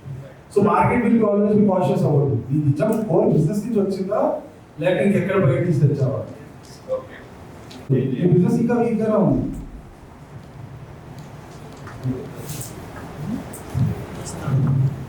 నుంచి 2236 పెరిగింది. ఆల్మోస్ట్ 23 times పెరిగింది. రైట్ 23 times పెరిగింది. మార్నింగ్ G1 కూడా చూపించారు మీకు. ఐ థింక్ కేరళ చూపించారు. G1 స్టాక్ ప్రైస్ 23 times పెరిగింది. రైట్ ఇలాంటి స్టాక్ ప్రైస్ పెరిగేటప్పుడు అప్పుడు మీరు మీ యాజ్ అ ఇన్వెస్టర్ మీరు ఏం చేయాలి? మీరు ఇక్కడ ఎంటర్ అవ్వాలి. రైట్ సో అక్కడ ఎంటర్ అవ్వాలా లేదా మీకు ఎలా తెలుస్తుంది? D2 2023లో మొదలు పెట్టింది కదా. నేను ఏం చేశానంటే ఆ 2023లో ఆ కంపెనీ ఒక యాన్యువల్ రిపోర్ట్ తీసి చాట్ జీపీటీలో అప్లోడ్ చేశాను. చాట్ జీపీటీలో అప్లోడ్ చేసేసి బాబు ఈ చాట్ జీపీటీ అడిగింది. చాట్ జీపీటీ అడిగితే చాట్ జీపీటీ నాకు చాలా రీజన్స్ ఇచ్చింది. దాంట్లో కోర్ రీజన్ నాకు ఫైనాన్స్ అనుభవం కాబట్టి నేను ఇమీడియట్ గా పికప్ చేసి వచ్చి private label bills has been pushed up from 23% to 40% of revenues in FY23, which usually means higher gross margins and better depreciation. అంటే ఈ కంపెనీ సింపుల్ గా వెళ్ళి జూడియో వాళ్ళని కాపీ కొట్టారు. జూడియో బాగా హిట్ అయిపోయి చేస్తుంటే జూడియో వాళ్ళు ఏం చేస్తున్నారని చూసారు. జూడియో వాళ్ళు సొంతంగా అన్ని బట్టలు తయారు చేసి బ్యాక్వర్డ్ ఇంటిగ్రేషన్ చేసి చీప్ ప్రైస్ లో బట్టలు తయారు చేసి అమ్మడం వల్ల వాళ్ళు హిట్ అయ్యారని తెలుస్తుంది. అప్పటి వరకు ఆ ముందు వరకు ఈ కంపెనీ ఏం చేసింది వేరే వాళ్ళ దగ్గర బట్టలు తయారు చేయించుకొని వీళ్ళు షాప్ లో పెట్టి అమ్మేది. ఇలా పెడితే మార్జిన్స్ అవ్వట్లేదు. సో మనం కూడా జూడియో వాళ్ళలాగా మనం కూడా బ్యాక్వర్డ్ ఇంటిగ్రేషన్ చేసుకొని చాలా లో ప్రైస్ లో బట్టలు తయారు చేసుకొచ్చి మనమే అమ్ముదామని దాన్ని ప్రైవేట్ లేబుల్స్ అంటారు. వాళ్ళు సొంతంగా తయారు చేసి అది first FY19 only 20% of the overall sales వాళ్ళు సొంతంగా తయారు చేసుకోవాలి. ఎవెన్చువల్గా వాళ్ళు 40% వెళ్ళారు. ఈరోజు 80% వచ్చారు. ఆ ఎఫెక్ట్ చూడండి. అది మీరు సింపుల్ గా 2023 యాన్యువల్ రిపోర్ట్ లోనే ఉంటుంది ఆ స్టేట్మెంట్. ఆ ఎఫెక్ట్ చూడండి మీరు 90 దగ్గర ఉన్న స్టాక్ ప్రైస్ 2300, 22 times పెరిగింది. రైట్? అండ్ ఈ న్యూస్ సింపుల్ యాన్యువల్ రిపోర్ట్ లో ఉండదు. మీరు ఎందుకు చేయాల్సిన యాన్యువల్ రిపోర్ట్ ఓపెన్ చేసి చదవండి. ఈరోజు చార్ట్ జీపీటీ వచ్చాక మీకు అది ఇంకా ఈజీ. చార్ట్ జీపీటీ వచ్చాక చార్ట్ జీపీటీలో అప్లోడ్ చేసేసి మీరు ఒక క్వశ్చన్ అడిగితే అది చెప్పాల్సింది ఎందుకు. ఇప్పుడు ఇప్పుడు మీరు ఏం చేయాలి, ఇంటికి వెళ్ళి ఉన్న మార్కెట్లో ఉన్న కంపెనీస్ అన్నిటి వాటి యాన్యువల్ రిపోర్ట్స్ చార్ట్ జీపీటీలో అప్లోడ్ చేసి బాబు ఏం జరుగుతుంది కంపెనీ అని అడిగితే అది రీజన్స్ వస్తుంది. వాటిలో మీరు చదివితే ఇలాంటి రీజన్స్ ఎక్కడైనా దొరికితే సడన్ గా బిజినెస్ మోడల్ చేంజ్ లాంటివి దొరికితే అలాంటి వాటిలో మీరు ఇన్వెస్ట్ చేస్తే అది మీకు 5 times, 10 times, 15 times దొరుకుతుంది. సేమ్ ఇది ఇంకో కంపెనీ గర్వారే యాక్టివ్ ఫిల్మ్స్ అని. సో ఈ కంపెనీ ఏంటంటే ఈ కంపెనీ ప్లాస్టిక్ మెటీరియల్స్ తయారు చేసేది. ప్లాస్టిక్ మెటీరియల్స్ లో మార్కెట్ చాలా మంది ఉన్నారు తయారు చేసేవాళ్ళు. సో వాటికి పెద్ద మార్కెట్స్ ఉండదు ఎందుకంటే చాలా మంది కాంపిటీషన్ ఉన్నవాళ్ళు. సో వీళ్ళు ఏం చేశారంటే 2019 లో ఈ కంపెనీ యుఎస్ ఫోకస్ చేసుకొని యుఎస్ లో టాప్ ఎండ్ కార్స్ కి కార్ మీద పెయింట్ పోకుండా ప్లాస్టిక్ ఏదైతే అందిస్తారో ఓన్లీ ఎక్స్క్లూజివ్ గా టాప్ ఎండ్ కార్స్ అవి మాత్రం తయారు చేద్దాం స్టార్ట్ చేస్తారు. స్టార్ట్ చేసినప్పటి నుంచి ఈ రోజు వరకు 2019 లో స్టాక్ ప్రైస్ చూడండి 180,000 ఉంది. ఆల్మోస్ట్ 4,500 టచ్ అయింది. అక్కడి నుంచి ఇది ట్రంప్ తారీఫ్స్ తర్వాత కొంచెం స్లో అయింది. బట్ అదర్వైజ్ 200 నుంచి 4,500 రైట్, ఆల్మోస్ట్ 20 times జంప్ అయింది. సో ఇది కూడా సింపుల్ గా ఆ టైంలో మీరు చాట్ జీపీటీలో ఆ కంపెనీ 2020, 2021 యాన్యువల్ రిపోర్ట్స్ అప్లోడ్ చేసి ఏం జరుగుతుందంటే చాట్ జీపీటీ జరుగుతుంది. ఈ కంపెనీలో ఇప్పటివరకు కమోడిటీ చేసేవాళ్ళు they formally change the name from Garware polyester to Garware hitech films explicitly to reflect specialty film focus. Specialty products contributed 63% of revenue for calendar 2020, which is a big deal. It means a structural mix tilt away from commodity into higher margin issues. Chat GPT చెప్పేస్తుంది వాళ్ళు ఇంతకుముందు commodity business చేసేవాళ్ళు ఇప్పుడు స్పెషాలిటీలో వచ్చారు. దాంట్లో నుంచి margin బాగా వస్తే అదిగా పెరుగుతుంది. అండ్ 2020 రిపోర్ట్ అది ఆ రోజు చాట్ జీపీటీ లేదు అఫ్ కోర్స్, బట్ అట్లీస్ట్ మీకు తెలిస్తే ఈ రోజు మీకు వచ్చే యాన్యువల్ రిపోర్ట్స్ మీరు చాట్ జీపీటీలో అప్లోడ్ చేసి ఏం జరుగుతుందో ప్రతి కంపెనీ తెలుసుకుంటే ఇలాంటి చేంజెస్ ఎక్కడైనా జరిగితే వాటిలో బ్రైట్గా ఇన్వెస్ట్ చేస్తారు. ఎందుకంటే ఫ్యూచర్లో ఆ కంపెనీ ప్రాఫిట్స్ అంత పెరుగుతుంది. అంత పెరిగినప్పుడు ఈపీఎస్ పెరిగితే షేర్ ప్రైస్ పెరుగుతుంది.